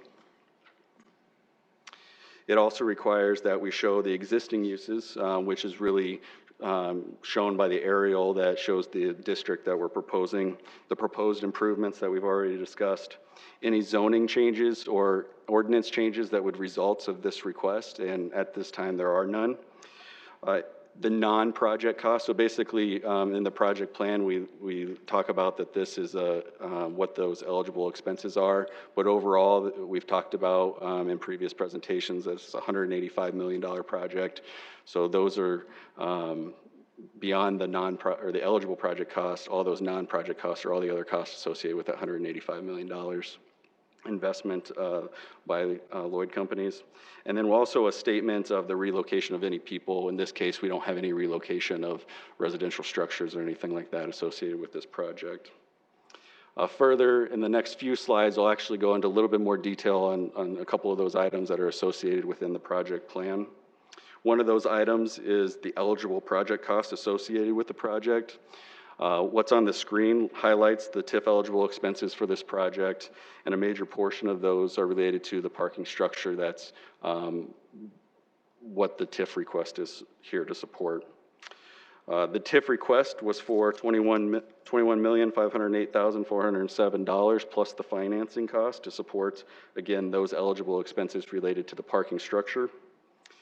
To determine the feasibility, to confirm that with this request of the $21.5 million plus the financing cost, we needed to study whether or not the projected revenue from the increment would pay off. And so what we were able to do was to get the construction documents from Lloyd Companies that they had pretty much or partially completed. We were able to get those over to the county equalization department and work with them on inserting that into their system and really evaluating what the future valuation of that project would be. And based on that review, and in the TIF plan, there is a chart in there that indicates that based on the projected revenue and future growth of the increment associated with this project, we would be able to pay off the TIF expenditures being proposed. We also take a look at the fiscal impact of the project in the project plan as it relates to the taxing entities. What's shown on the screen is what we actually did is we looked out at 2025, what the projected increment would be in that year. Rounding, of course, in this case, $1.7 million would be the increment in 2025. The reason we're using 2025 is just we wanted to make sure that the project was completed and we got a few years out just to kind of make sure that everything had equalized a little bit. And what this shows is basically the split out of those future payments and that impact that it will have on those taxing entities once the TIF pays off. Beyond the fiscal impact generated by the property taxes, we also know that this project will significantly grow our sales tax, lodging, tourism, bid, and entertainment taxes that are collected by the city and state as well. As Jeff had indicated, there'll be a number of, the office tower as well as the hotel will house a number of new jobs associated with the businesses that will be incorporated as part of this as well. Again, generating economic impact as part of this project. So I wanted to talk a little bit about our evaluation of this project. Following the submittal of the TIF application, city staff begins an evaluation of a number of different areas. Many of the areas we've already discussed that are listed within the project plan, as well as the boundaries, the overall use, and the need. A few of the additional things that we look at is reviewing the project financials of the development. There was a determination that there was a financial gap necessitated by the need for a parking structure to create the density on the proposed site and to really achieve the overall project that's being presented in front of us. The primary uses for the TIF funding were again for the site improvements and the parking structure. Obviously, there were additional eligible expenses that were listed in the project plan, but we've really focused on what's the need here, and the need is for the improvement of the parking structure. We also look at what the benefits of the area would be based on this project occurring. We see this as activating an underutilized property in our downtown by generating a greater density with a mix of uses that support hospitality, office, as well as retail and residential. There's also parking that's associated with this project that is, again, to support the increase of that density as well as the surrounding area and the uses of that, both the project that we're talking about tonight and those surrounding uses. Stimulating economic development, we've talked about the generation of the new property taxes as well as the other taxes that will be collected as part of this project, as well as syncing with phase 3 of the Big Sioux River Greenway improvements. As we've done over the years, we've really focused on putting our money forward for the River Greenway and using that to help leverage private development. As Jeff talked about, that's definitely been a goal of our 2025 downtown plan. And again, here we're able to coordinate with the development that's occurring adjacent to the next phase of the River Greenway and making sure that it's a seamless connection between, from a walkability standpoint, between the development and our River Greenway. Also, as Jeff had mentioned, the project aligns with a number of different objectives within our Shape Sioux Falls 2040 plan, as well as our 2025 downtown plan.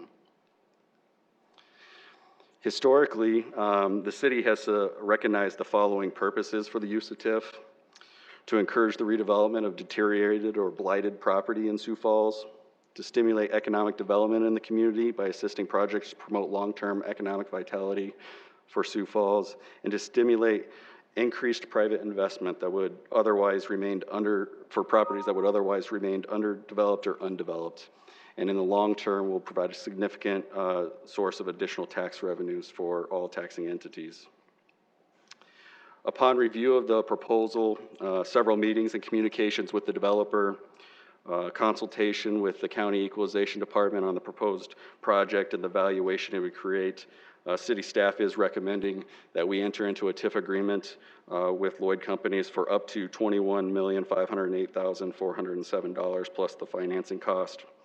Both staff and the development team believe this amount of TIF support will be the appropriate and adequate amount to move the project forward.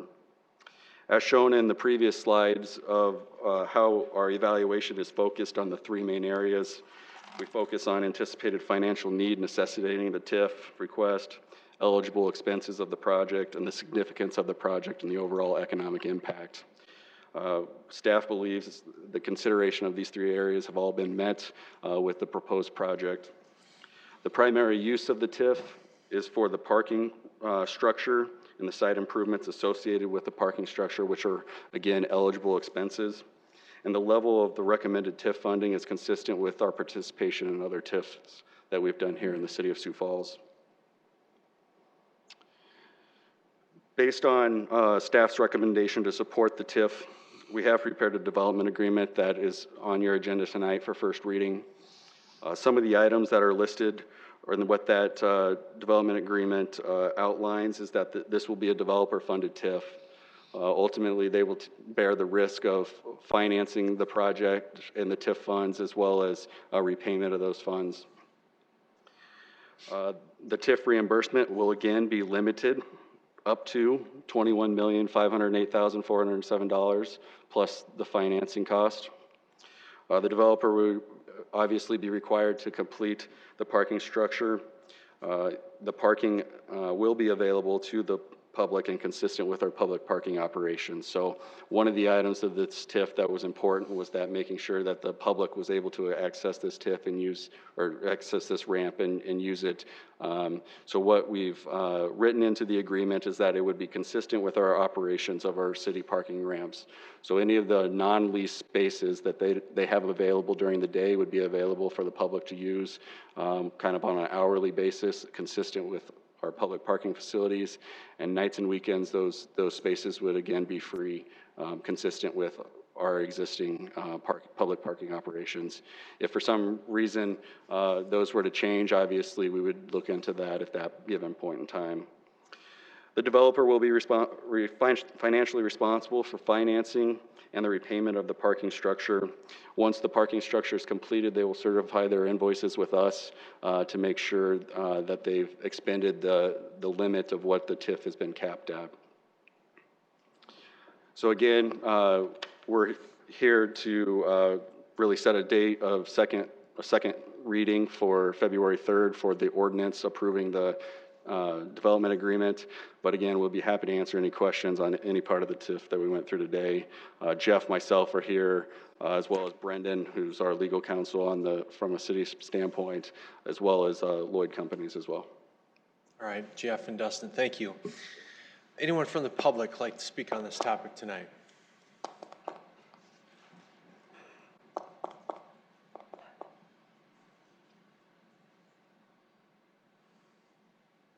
Good evening. Scott Harrisman, Sioux Falls. I'm going to go through some points here real quick since I only got 3 minutes, and then we'll go back through if I have time. I know you guys will all approve this. Local governments across the country have been suckered into TIFs for years. And so I'm here to tell the public about what's going on, not here to inform you. Number one, the planning department should not be recommending approval. They are public employees. Their job is not to recommend tax rebates to elected officials. That is, planning department members should not be doing that. This will be taking business away from our tax-funded convention center, because this will be a convention center, and it'll be taking, business away from them. That's not good. This is not blighted, and it is not providing affordable housing. And if there is blight there, the blight was created by the company that sits there currently that is supporting this development. If they want to clean up blight, they should have to pay for it themselves. There's never been a TIF study done in Sioux Falls to prove that we've ever gotten any economic impact. And every time I've asked for it or asked somebody about it, a public official, I get blank stares. You want to know why? It's because there hasn't been any economic impact from TIFs. Taxes will go up for the rest of us. We'll have to subsidize this for 20 years. All the rest of us will pay more in property taxes. This only diverts development. It doesn't, you're not going to get more people coming to Sioux Falls and staying here because you're building this. They're just not going to stay at other hotels. They're just going to come down and stay at this. So there's no economic impact here. The jobs provided are hospitality jobs, low paying and mostly part-time. $10 million, you would collect $10 million in taxes if this project only was half of what they said it would be if they don't get the TIF. So you'd get $10 million in taxes over the next 20 years. If you give them the TIF, you're only going to get $1 million. There's a nice tax problem there for you to figure out. We're giving them $10 million to fix the River Greenway. A better option would be just to give them the River Greenway there and let them development. It'd save us $10 million, and like I just mentioned before, we get another $10 million in taxes collected. TIFs are exactly what they really are. They're a corporate handout. They're a developer handout. We're not cleaning up any land. We're not providing any great jobs. We're not creating affordable housing. We're competing with our convention center that we fund as taxpayers. And as I said, it only diverts economics. You're not going to bring more money into Sioux Falls because you build this. We already know that sales tax revenues haven't really gone up that much year after year after year. We were told this about the event center, and the event center is only proven to be a money vacuum to our community. It's never brought in more tax money because of the event center. So that's proof right there that this doesn't work. Things to think about until the second reading. Anyone else this evening? All right, council, do you have any questions for staff on this proposal? All right, I'm looking for a motion then. Move to set the second reading to Monday, February 3rd. Second, Sale. All right, a motion by Councilor Erickson on that, seconded by Sale. Discussion amongst the council. All right, seeing none, we'll take a vote, please. Councilmember Selberg? Yes. Sale? Yes. Starr? Yes. Staley? Yes. Brecky? Yes. Erickson? Yes. Neitzer? Yes. All right, that passes 7-0. Next item, please. 47, an ordinance of the City of Sioux Falls, South Dakota, amending Chapter 38 of the Code of Ordinances of the city pertaining to elections. Recommendation, set a date of second reading for Monday, February 3rd, 2020. Councilor Erickson. I'm just going to start off and then I'm going to ask Tom to fill in the blanks. This ordinance really is straightforward and really provides consistency and transparency in a couple of changes. It does two primary things to the ordinance. It removes the termination request, and it places municipal PACs on the same reporting timeline as candidates. So the rules have kind of changed over the last couple of years where, since Councilor Kiley and I have been here longer than others, we fell under a different reporting area because of the change and so on and so forth. What it also does is it essentially forces all candidates to use their funds, to expend their funds 60 days following the election. 3 uses per law that you can do is any candidate's campaign related to that, expenses incident to being a public official or former public official, donations to any other candidate, political committee, or nonprofit charitable organization. And those are the 3 things that the money can be spent on. And so really it forces government to tell that candidate when you have to spend your money. And we really are the only city that does this. The federal law doesn't do it. State law doesn't force legislative candidates or county officials or school board officials. And so we're really the only one that does this. So this is really, like I said, a streamline for PACs to make sure that they're reporting at the same time as the others, and removes that termination requirement. So if you do want to hang on to your funds for a while, for example, I will say I've been invited to a few different conventions that aren't funded by the council. That would be something I could use my campaign funds for that I have moved to a PAC. So it's, like I said, pretty straightforward thing. I'll let Tom fill in any blanks that I missed and would ask you to send it to the second reading. I think that covers it. This has come up several times since I've been here. My first election in 2016 and 2018. Following that, the question consistently by candidates is, what do I do with the money? And there are allowed uses for it. However, I think the feedback I've gotten is it forces you into a certain position, you know, obviously to expend the money, and it is ordinance right now, but it puts an artificial timeline and an artificial requirement, I think, on when and how somebody spends the money that they raised.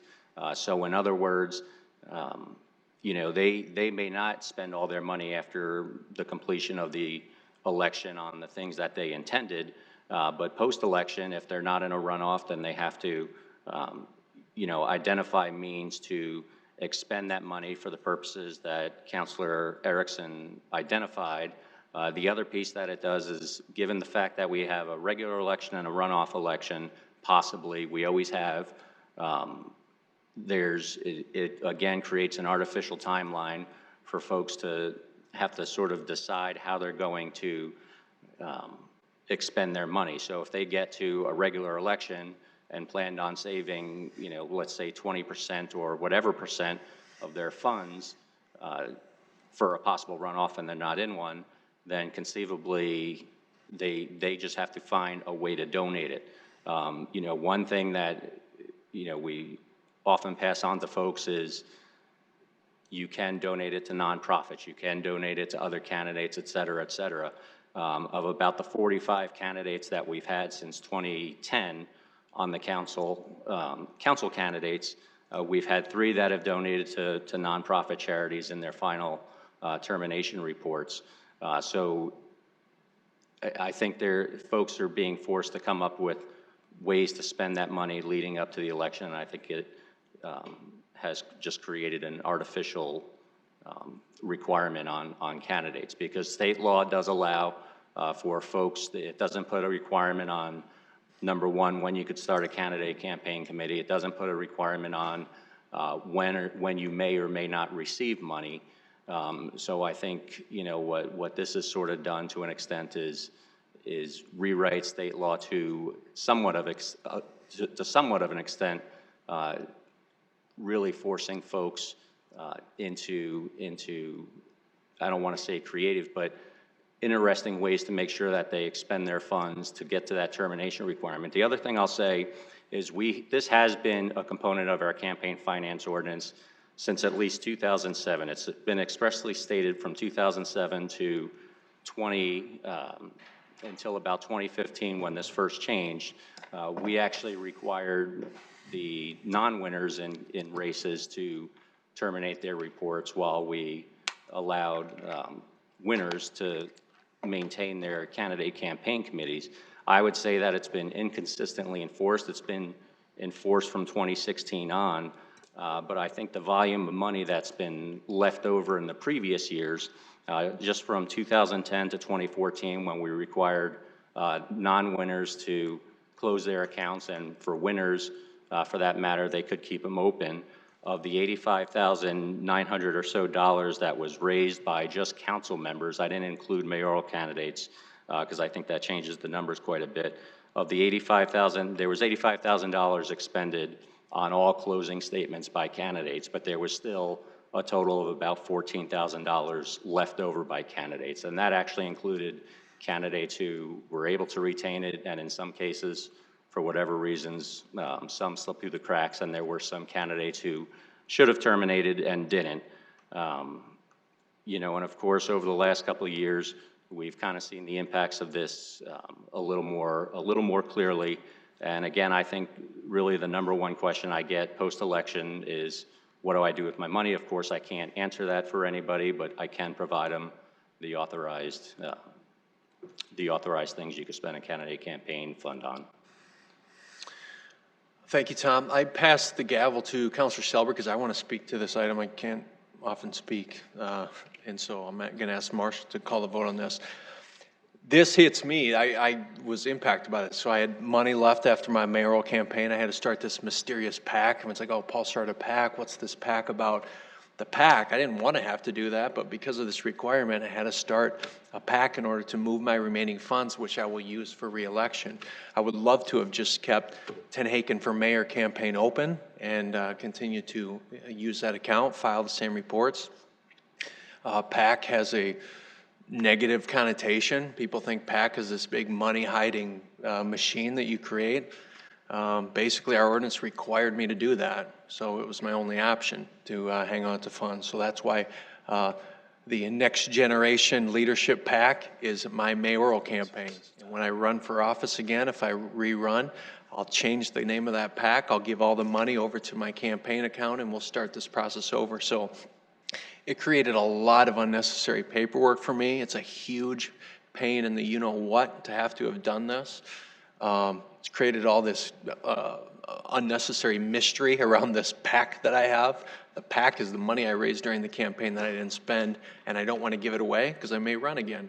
And so I'm very much supportive of this and making this easier for the people who come after us who may have funds left over and want to rerun again. So appreciate the folks who brought this forward. Is there anybody, should we do public input at this point? Anybody? Yeah, anybody in the public have any comments on this? Come on forward.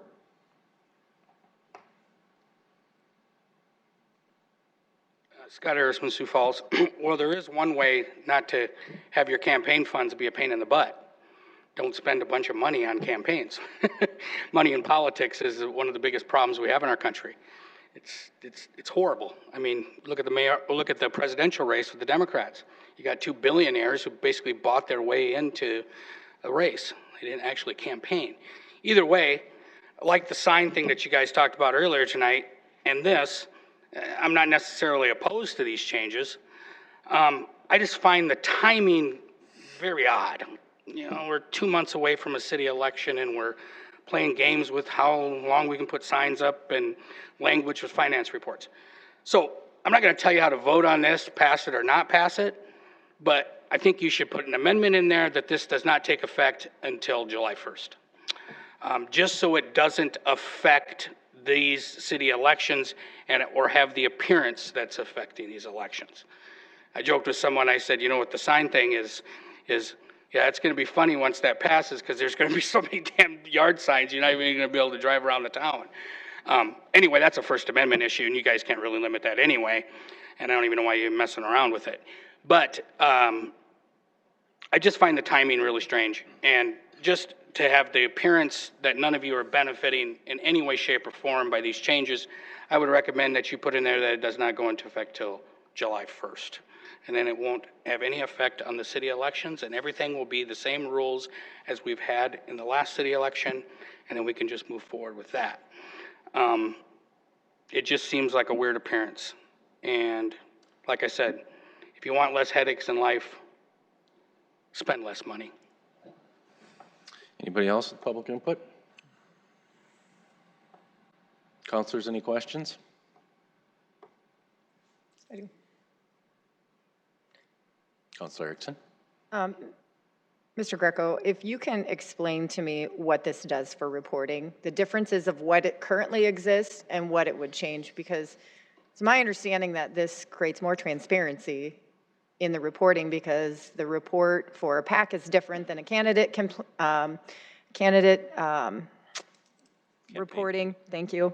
And so explain to everyone the differences of what is and what isn't. So there's two components. It does not necessarily change well, it does change the timeline. You have candidate campaign committees, municipal political action committees, and then of course there are ballot question committees, which presently we don't have any established for this election.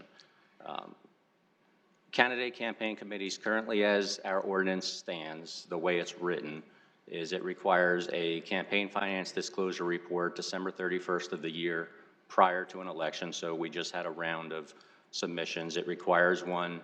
They're all due within 3 days of the date that I'm saying.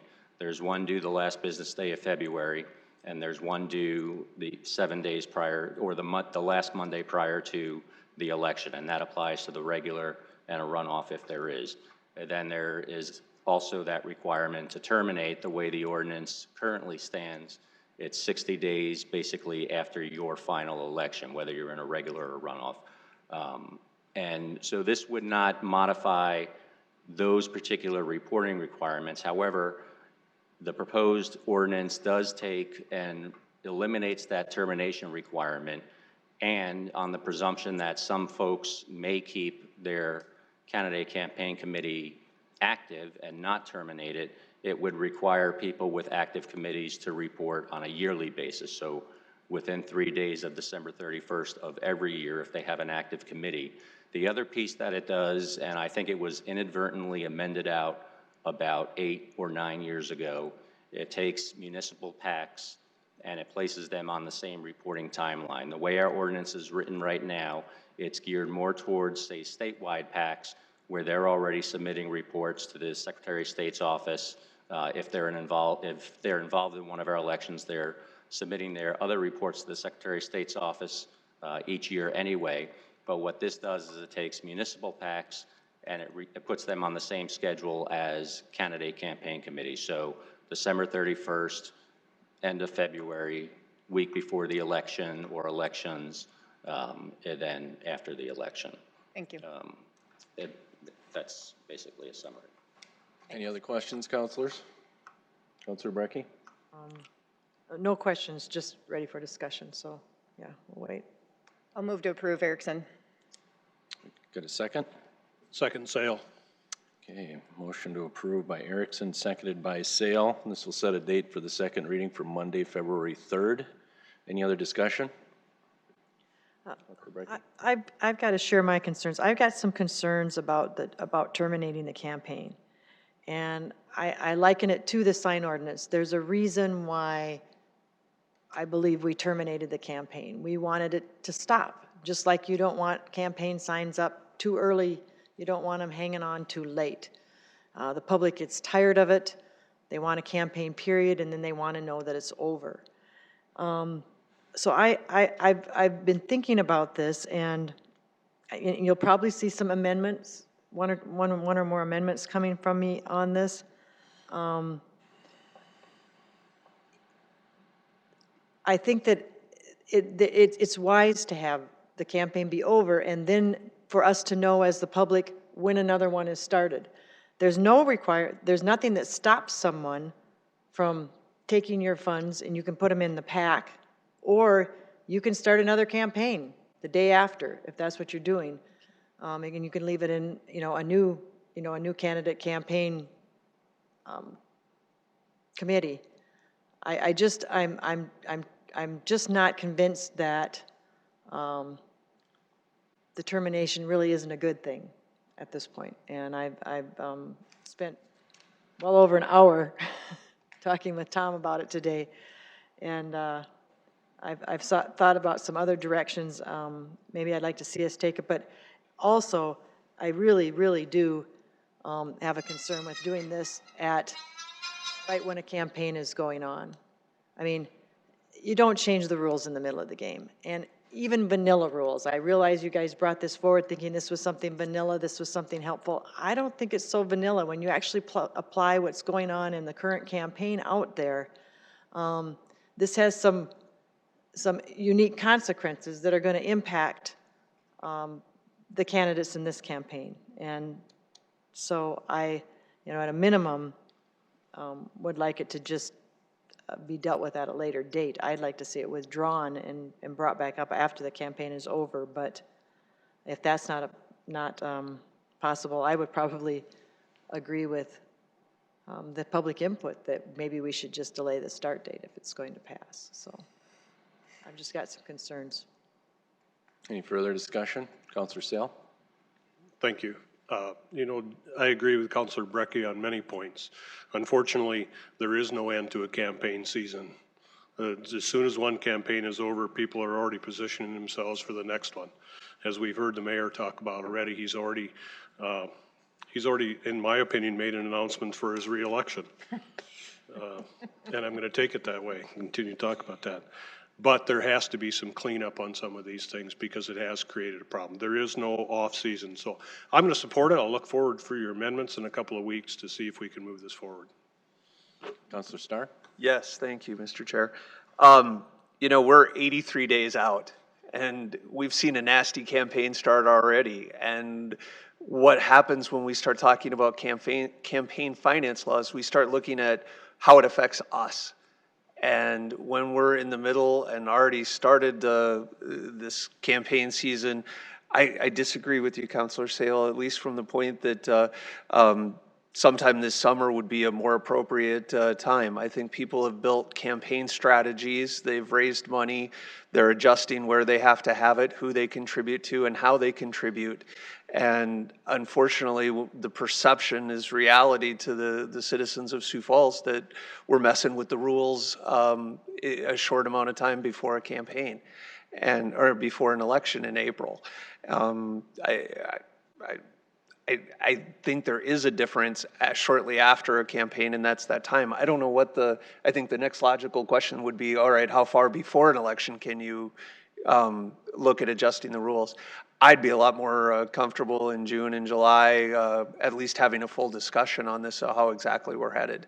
We've talked about it. I would like the openness and the transparency of where this is headed. But if you call it a PAC or you call it a campaign committee, I don't think citizens of Sioux Falls, they know the difference where the big money's coming from. And what we need to do is be looking at the transparency of the part of, I'm not opposed to the large dollar donations as long as they're disclosed. And they're disclosed in a way where it's easy for the public to find that information. And when you're trying to find campaign committees and PACs and state PACs and municipal PACs and federal PACs, it becomes really difficult for them to get a handle, and it makes it really maybe a pain in the butt, but it's a little bit of a pencil whip of how you hide the money between multiple campaigns and PACs so that it is hard for the public to do it. And whether it's multiple years, can you give money in a previous year and the current year so that you can double up on campaign limits? And it's not a simple cleanup ever. And I think that this requires more thought and study, and in a time period that at least is a little more neutral than where we're at right now, 83 days out. Thank you. Thanks, Counselor. Any further discussion? I would just say one further thing. The other thing that really, was kind of bothering me was the only complaint that I've heard about the termination provision is that it caused questions. It caused questions about how to spend the money afterwards, or how to get rid of the money, so that you have a level playing field. Everybody's starting, a campaign at the same time, or whenever they declare it and they form their PAC. Just because there was questions, there was answers. The answers was you gave them the 3 places that they can do it, or they can put it in a PAC. So I just didn't see a lot of, a lot of rationale for the change. Counselor Erickson? Tom, remind me when you came in front of us for the informational meeting, because this isn't the first time we've talked about this as a council. It's, brought it up in November. November, okay. So we've been talking about this for solid 10, 12 weeks about, I'd say. And I think that Councilor Starr proved my point perfectly that, when we talk about this changing it from a candidate account to a PAC account, people are confused at where the money's going and who's transferring what. That's why we shouldn't terminate. I had to terminate mine and transfer it into a PAC as well. I previously was in the legislature, and I had extra funds left over from my District 11 candidate account through the state, that those funds, when I knew I was either going to run for re-election for the legislature or I was going to run for city council, well, I transferred them over into my city council account. We are the only ones that do this, so it's not groundbreaking, and we can do things one way or another. I'm not opposed to some amendments or looking at this, but I think that proved my point perfectly, that when you don't terminate, or when you're forced to terminate, you're forced to transfer that money into a PAC. I didn't have any other choice other than I could give it to charity, which I chose not to do because I felt like that I wasn't sure if I was going to run for something else in the future or not, or what, or do I want to support other candidates or not. So I chose to do it into a PAC. And this also, the donation amounts have also been brought up. This changes nothing with donations amounts. I know the big donations were brought up, and this has nothing to do with donation amounts within this ordinance change. The other thing I would argue is that many of us expend our own funds, whether it's a newsletter or have incidental expenses, whether it's maybe additional research or travel that maybe we want to go to Pier or meet with constituents or even bring a speaker in or whatever, but those funds can be used related to that as well. And I think that's super beneficial if you do have those additional funds over. That the last thing I want is my council colleagues here to have to spend your own dollars on that. If you've got leftover campaign funds and you want to educate or travel to bring back information to the city, boy, that's a great way to expend those funds to making sure that you're able to do your job and do it well. So not opposed to any amendments, and I look forward to having those conversations the sooner the better to make sure that we can fully vet them. And that's all I've got. Any further discussion? Seeing none, call for a vote, please. Councilmember Selberg? Yes. Sale? Yes. Starr? Yes. Staley? Yes. Brecky? Yes. Erickson? Yes. Neitzer? Yes. That passes 7-0. All right, thank you, Marshall. We'll move on to our next item then. Item 48, a resolution approving the release of a portion of a permanent utility easement located in Lot 14C in Block 1 of Grand Arbor Village Addition to the city of Sioux Falls, Lincoln County, South Dakota. Good evening, Kurt. Good evening, Mayor, Council. Kurt Peppel, Public Works Engineering. The easement to be released is in the Grand Arbor Village Addition near 85th and Western, just northeast of that intersection. The Midwest Land Surveying on behalf of the property owner has requested the easement be released. No facilities are located within the area to be released. Release in the easement will aid in development of the parcel, similar to what is being built just to the north and east of there. City Engineer's Office recommends approval. All right, thanks, Kurt. Anyone from the public here to speak on this topic? Councilors, any questions for Kurt on it? Move approval, Nitzert. Second, Sale. All right, motion approved by Nitzert, second by Sale. Discussion, council? We'll vote, please. Councilmember Selberg. Yes. Sale. Yes. Star. Yes. Staley. Yes. Brecky. Yes. Erickson. Yes. Nitzert. Yes. All right, that passes 7-0. Item 49. Item 49, a resolution of the City of Sioux Falls, South Dakota, correcting the legal description of Annexation Resolution Number 119-19, Annexation 9082-2018, Lisa Drive.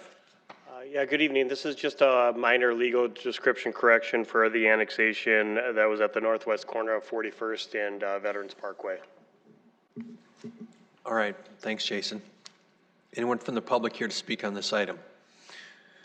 Councilors, any questions for Jason on it? Move approval. Second Erickson. All right, motion approved by Selberg, seconded by Erickson. Any discussion? We will vote, please. Councilmember Selberg. Yes. Sale. Yes. Star. Yes. Staley. Yes. Brecky. Yes. Erickson. Yes. Nitzert. Yes.